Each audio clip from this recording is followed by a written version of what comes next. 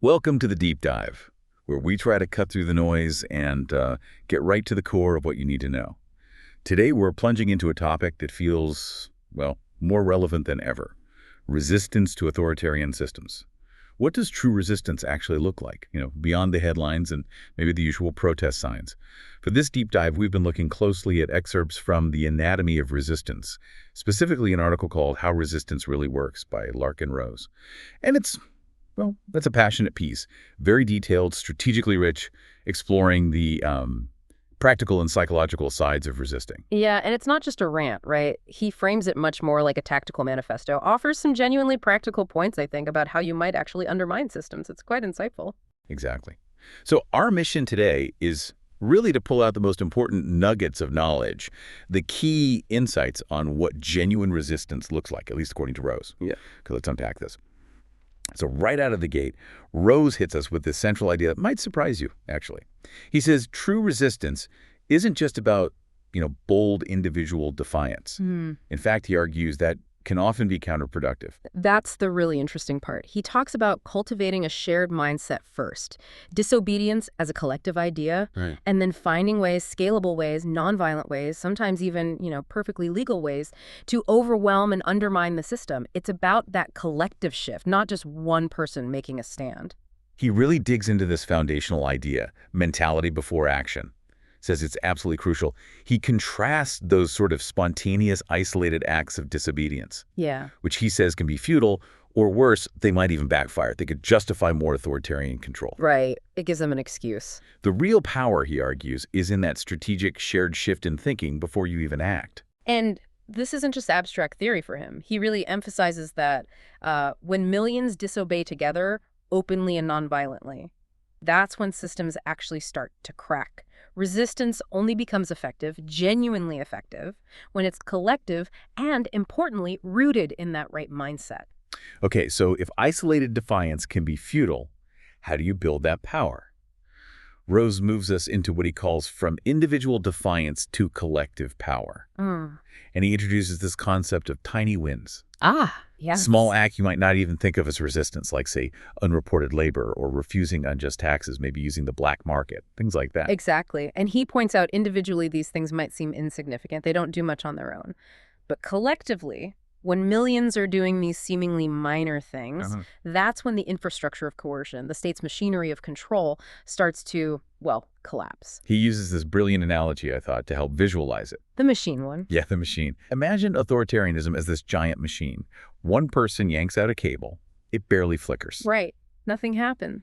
But if millions of us, all at once, just stop feeding it, stop powering it, stop plugging ourselves in, It just seizes up. it seizes up. Exactly. It's not about attacking the machine head on. It's about starving it. And that ties directly into his idea of smart resistance. He really emphasizes that disobedience does not equal martyrdom. The source is pretty explicit. Don't martyr yourself just for the sake of it. That's not smart. Right. The key questions always are, is it tactically effective, and does it actually serve a larger purpose? And if not, Then it's probably what he calls dumb resistance. Not helpful. that's a really powerful distinction. And speaking of the mind, he dives into psychological obedience, referencing, of course, the famous Milgram experiments. Oh, Milgram, yeah. The studies where people were shockingly willing to inflict simulated pain just because some guy in a lab coat told them to. What's fascinating here is the takeaway for resistance from those experiments. Mm-hmm. It wasn't just the obedience that was striking. The single most powerful disruptor, the thing that made people stop, What is? was seeing someone else refuse. Just one person saying no. It broke the spell. It inspired others, gave them permission somehow to disobey, too. It shatters that psychological hold. So, translating that, Yeah. how do you apply it? How do you actually engage in what he calls systemic jamming? Yeah. How could you, say, clog up bureaucratic systems without necessarily breaking the law? Well, he gives some concrete examples, almost mundane ones, actually, like deliberately filing amended tax returns over tiny deductions, or using the system's own procedures against it, demanding in-person hearings, filing appeals, requesting all the paperwork. Using their own rules to slow them down? Precisely. He gives the specific example of traffic tickets. Imagine if everyone paid their tickets via the full court process en masse. The system would just grind to a halt. Exactly. The entire citation racket, as he calls it, that revenue-generating system, it would collapse. The state simply doesn't have the resources to process all that. That's a fascinating insight. Just administrative overload as a tool. Yeah. It also makes you think about alternatives, creating things outside the system. Rose shifts to this idea of the peaceful black market in parallel societies. It's about creating alternatives to government systems, right? Yeah. Making them irrelevant instead of fighting them directly. Yes, exactly. He mentions things like underground or gray market trade, community barter networks, even just avoiding state surveillance stuff like Real ID. Real ID, how does that fit in? Well, he points out that even sort of accidental mass disobedience, like maybe large numbers of people just not bothering to adopt Real ID, that alone can derail authoritarian plans, simply because it makes the initiative unenforceable on a mass scale. It's a kind of quiet, collective refusal. Interesting. He also talks about disobedience as messaging, where the act itself sends a message. He mentions events like the smoke down in Philadelphia, people openly smoking cannabis in protest. Yeah, the purpose there isn't just the act itself, it's symbolic. These acts expose how absurd or maybe how violent a law is. They aim to shift public opinion. Like Gandhi Thought March. Exactly like Gandhi's Salt March, he draws that parallel. Such acts are less about, physically defeating the system right there and then, and more about revealing its moral bankruptcy, showing it for what it is. Rose also briefly maps out a kind of strategic spectrum of resistance. Right.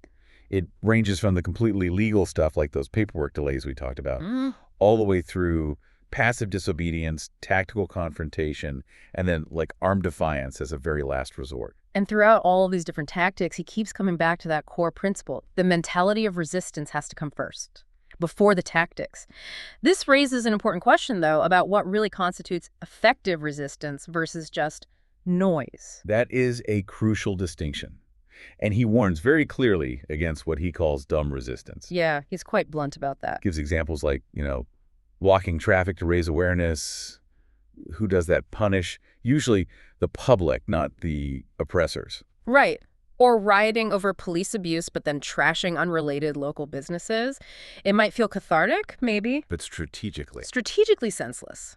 Emotionally driven, not purposeful. His core point is that principled resistance equals strategic resistance. It needs a clear goal. Yes, to serve a purpose. Yes. And ultimately, Rose brings it all up to what he sees as the ultimate goal. He frames it as overthrowing ideas, not just governments. So the real target isn't a specific regime or a physical thing. Yeah. It's the belief in authority itself, the very idea that some people have the right to rule over others. And he wraps that section up with a really powerful quote, or analogy rather, it stuck with me. He says, "You don't end slavery by fighting the master. Okay. You end slavery by making the slave reject his chains." Wow. That's quite the thought. This article really is a powerful treatise, isn't it? On decentralized, intelligent, purposeful resistance. It really is. It's a call fundamentally for individuals to, cultivate that solidarity, build parallel systems, and challenge the core belief system that props up authoritarian control in the first place. So the ultimate goal isn't necessarily just swapping one regime for another. Not according to Rose, no. It's about destroying the illusion of authority altogether. Definitely something to ponder as you navigate the systems around you.